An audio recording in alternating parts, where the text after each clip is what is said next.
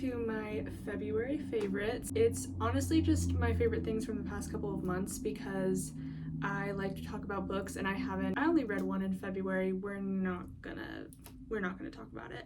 And lots of my things are just, girl, I can't remember when they were my favorite. I don't know if it was February, I don't know if it was January. It's just recently. It's just within the past couple of months. So I've put my favorites into a couple loose categories. We have books. We always love to talk about books. And then movies, clothes, because from my OG days, as you guys know, I'm a thrifter. I'm a girl that loves her clothes, loves her fashion. I've gotten a lot of really cute things lately, so we're going to talk about that. And then we have music and random. I don't really have anything for random, but I also felt like I'd be missing things if I didn't have random. So I don't know. We'll see what goes in that category. Okay, we're gonna start off with books, proper creative writing major style. These have been my two favorite books. I've been so obsessed with them lately.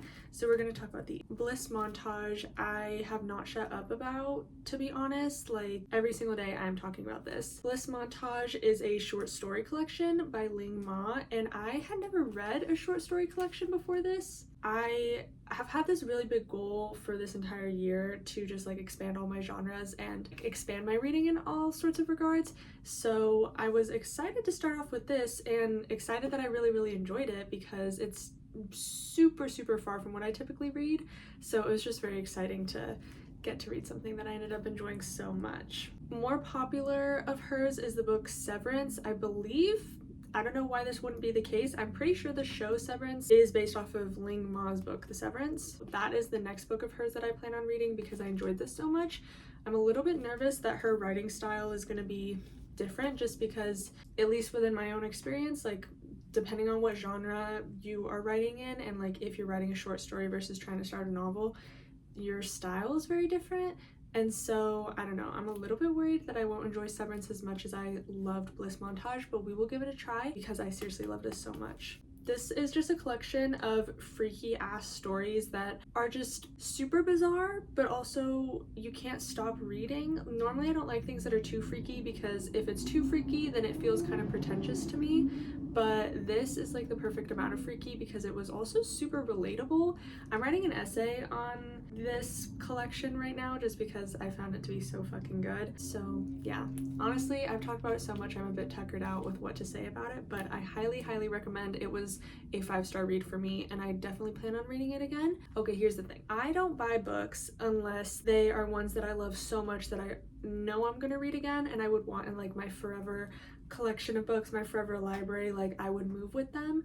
Or, this is the caveat, if it is a new book like Calabasas or the new Hunger Games, bitch, I know I need to own it, like I'm gonna buy it. There's no universe in which I'm not owning those books, so those are kind of my two standards. And so the fact that I've checked this out from the library twice and I think that is my sign to give it a purchase. The next one is We Have Always Lived in the Castle. This is a totally different vibe, like totally different realm, because as I said, I'm trying to read new genres, and we just talked about this book in class, and I guess it's like people debate on what kind of genre it is. I don't really know. It's like gothic horror thriller-ish, it's that realm of things, but it's by Shirley Jackson, the queen herself, and I never read any of her books, but I enjoyed this so much that I want to read The Haunting of Hill House. I always get confused about the title, but I think that's the title of her other really popular novel. And then I really want to read her memoirs because she sounds kind of like a freaky lady, and I like reading about freaky ladies. That is the connecting thing about these two books. They are both about freaks. Like, we have some freaks in here, but they're super interesting, and I love them. And what I love about this, I'm wondering if I want to do like an analysis of this comparing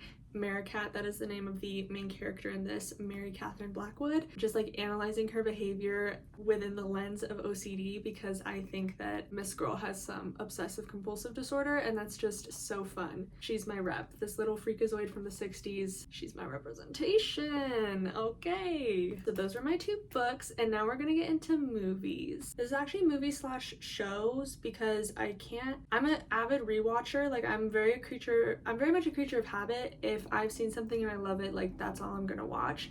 You already know Zootopia has been seen like 20 times. So typically I'm just rewatching the same things and the same shows. Like, I just rewatched Brooklyn Nine-Nine, which Oh, Andy Samberg, please. She wasn't married low-key, but that's okay. Anyways, we will get into the couple of things I do remember from the past few months that are new, not rewatches. Okay, the first movie, Silence of the Lambs. I'd never seen this until now. I never knew about the late great Hannibal Lecter. One thing about me is if you mention any movie, if you mention a classic in movies, books, whatever, no idea. You mention an actor, never seen them. I have no idea, no clue. So when I don't know what he's in. So I finally watched The Silence of the Lambs because my creative writing classes, we use film techniques and like screenwriting techniques on our novel work. Like it's very much a combined sort of thing. Like when you're learning writing craft, you also have to learn about film, which is super cool and really fascinating and super helpful. So I've been exposed to a lot of different movies that I never would really think to watch. So me and my girlfriend watched Silence of the Lambs, and it was super good.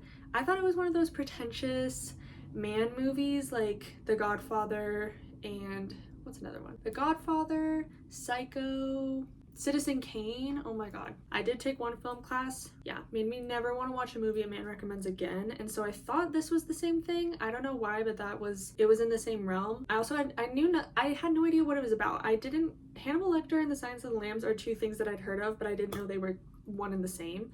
But we watched it together and it was so good. I totally understand the hype, and it was also it was so freaky. I know it's scary, but I've watched Criminal Minds, so I thought if I've seen Criminal Minds, girl, I'm ready for anything. Silence of the Lambs was so scary, and it wasn't even really Hannibal, but I do have to say I had nightmares. Okay, I only had nightmares for like 4 days, but I couldn't turn off the lights because I was so scared that Hannibal Lecter or fuck-ass Buffalo Bill, oh my god, I was so scared those bitches would be behind the shower curtain. They would be lurking behind a door. They were freaking me the fuck out. Now, trigger warning for that movie, like if you get paranoid and scared easily, tread lightly because I was scared.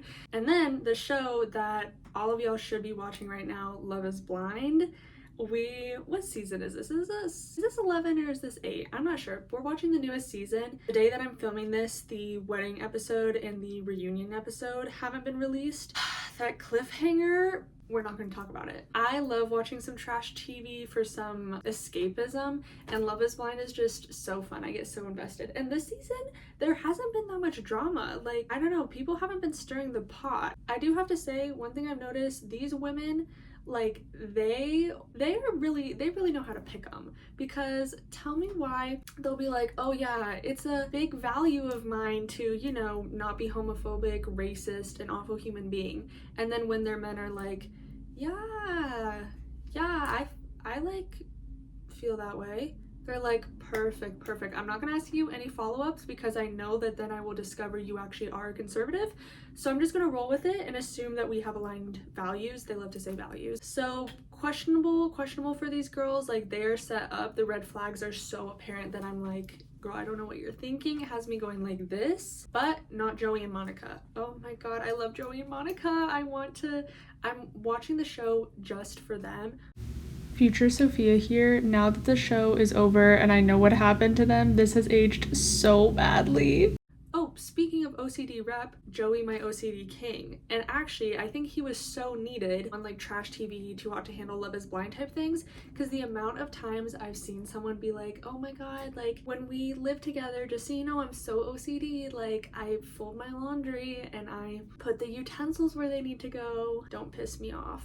Alright, up next, we are going to get into clothes, which is super fun, and I'm super excited about that. I've had really good thrift luck the past couple of months, so I've gotten a bunch of cute things, including, we'll start with this top. It's from Cabin Creek. There's a little tag, back to my thrift haul days. Super cute gingham little tank top, and I did thrift flip it. Well, not a flip. I hemmed the sides so it would fit better, so I altered it, you could say.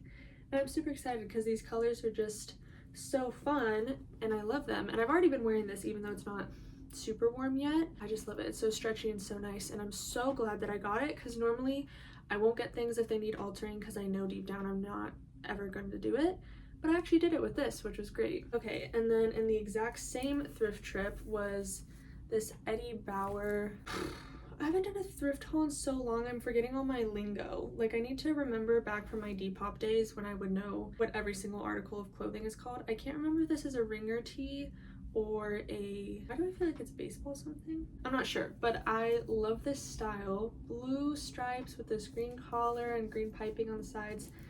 So cute, and it fits, like when I wear my low-rise jeans, it just fits where it hits like right above the top of them, which is super cute. And this fabric is just so nice, so high quality. Eddie Bauer come in a clutch, because I think the next thing is also Eddie Bauer.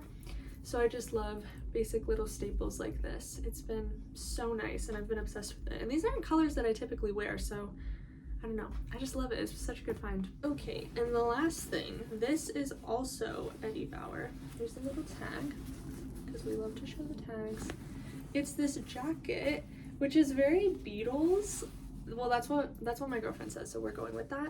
Super cute details. It's like this mustard yellow beige corduroy, and it has like pink orangish kind of piping. Super fun pockets, cute little buttons, and it's just so cute. I really love this. And yeah, I don't have any fun jackets. I'm a Canadian tuxedo girl. I wear my jeans and I wear my denim jacket, and that's like my uniform.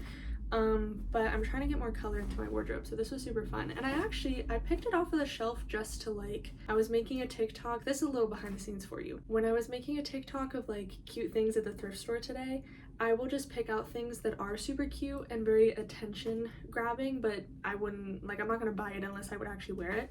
So I grabbed this just to make my little TikTok. How do I describe it? You're filming your clothes and you move it on the rack. It's kind of like a thrift haul, but in the thrift store. I picked this up just for that, and then I tried it on and I was like, actually, this eats. Let me get it. So those are all of my clothes, although I've gotten even more cute things, but I'm keeping it at 3 just because, well, those are the clothes that I have here currently, and also, this isn't a whole thrift haul. This is not a whole thrift haul, although I should do one soon. Okay, now we're gonna do music. I've been in a weird music slump. I don't know. It's been kind of a music slump, but also like I said, I'm a creature of habit, so I just listen to the same people. And my top forever, Hozier and Florence and the Machine, like those are always on standby. The songs from Glee, the whole Glee, every single album, always listening to that. Especially when it gets to spring and summer. I just get really nostalgic around that time. But some of these are not actually new. One person I've been listening to a lot, Miss Suki Waterhouse. I've been really into her songs, and specifically OMG and To Love. I've been, obviously, model, actress, whatever. Like those are just some really good ones. Oh, and Moves. But I'm really into OMG, and I don't know, they're really good background music. They're just really fitting my vibe right now, and I really like it. Suki Waterhouse has always been in very much my peripheral. Like I said, I never know who people are, so I knew who she was because of Robert Pattinson, which is heinous, honestly. You should never know the man before the woman, actually. But the only role that I've seen her in is she plays Bethany in Love, Rosie, which is my favorite movie. So I have known about her for a long time just because I love Love, Rosie. Like that's my shit, that's my jam. Oh wait, oh, I don't know if you guys can see it. That poster, Love, Rosie poster right there. So it's just, I didn't really know that she made music, but also I'd heard some of her songs on TikTok. I just didn't connect that it was her. You guys are seeing the theme. I can't connect these things, but my girlfriend started playing her music and I was like, this is really good. I should also listen to this. So I've been really obsessed with Miss Waterhouse. This is a classic. The Mulan soundtrack will never not slap. I love Honor to Us All, Reflection, Make a Man Out of You, and what's it called? The one where they're singing about, okay, it's totally escaping me, but I swear I'm not a poser, I'm not a fake fan.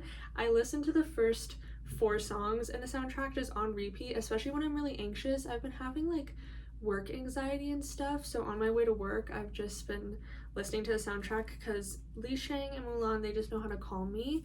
And I really want to rewatch those movies, but I think they're only on Disney Plus, and I don't have Disney Plus anymore, so I'm gonna have to find a way to maybe pirate that shit. But I love the Mulan soundtrack, and I know all of you agree because it's not an unpopular opinion. Mulan reigns supreme. The soundtrack eats. There's nothing to say about it. You know it would eat because it's the gayest Disney movie. And then finally, this is an artist that I found, I think in January. Her name's Andrea Bejar. She's a Mexican singer and she's very up and coming. She does like, you know, the videos that singers will do on TikTok where they'll just like strum the guitar and they'll sing, or they'll be like, oh my god, who's this cool new artist, and then it's just them.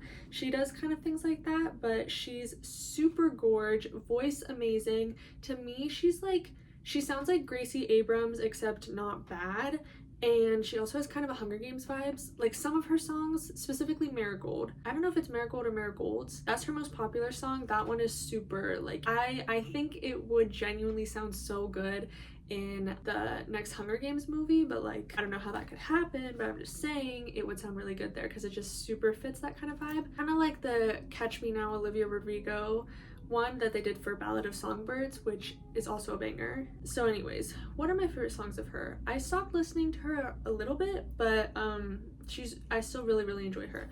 I think, okay, Marigolds is a top. Temporary Pain, I'll put them up here because I've kind of forgotten the titles right now, but oh, she sings in English and Spanish and lots of songs that have like a couple Spanish lines or a couple English lines, and then some that are just fully in one language, so that's super cool. And especially if you're trying to learn one of those languages, it's very fun to just like get a little snippet of each. That is all for my music category. I was gonna get into random, but to be honest, I'm not like super passionate about them. I can't remember them and they're just, I can't think of anything right now. I maybe should have prepared better for this. So those are all of my favorites, my February favorites, more like my recent favorites. Let me know what you guys have been listening to or reading, especially if they're similar to what I like, because I'm always looking for some recommendations. But yeah, bye.